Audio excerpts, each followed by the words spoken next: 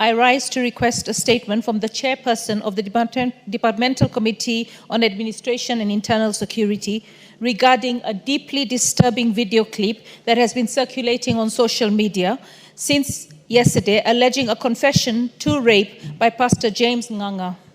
Honorable Speaker, the clip allegedly shows Pastor Ng'ang'a, a Kenyan televangelist and founder of Neno Evangelism Center located at the intersection of Haile Selassie Avenue and Uhuru Highway, confessing that he and 8 others raped a woman.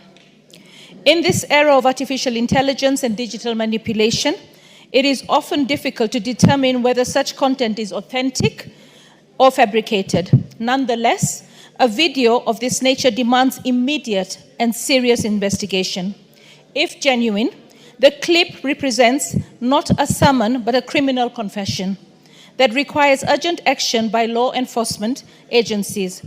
If fake, it exposes the dangerous misuse of technology to spread falsehood, discredit faith, and re-traumatize survivors of sexual violence.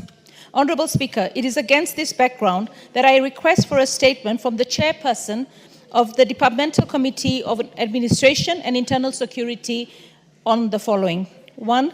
Clarification on measures being taken by the Directorate of Criminal Investigation to authenticate and investigate the circulating video using digital forensic expertise to update the public on the outcome to restore confidence in both faith and justice.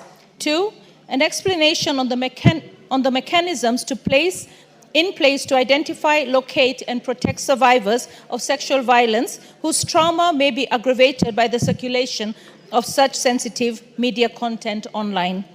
3, information on the plans by government to regulate, monitor, and curb the misuse of artificial intelligence and other digital technologies that generate or manipulate contents amounting to criminal misinformation or obstruction of justice so as to prevent technological abuse that undermine morality, public trust, and national cohesion. I thank you, Honorable Speaker.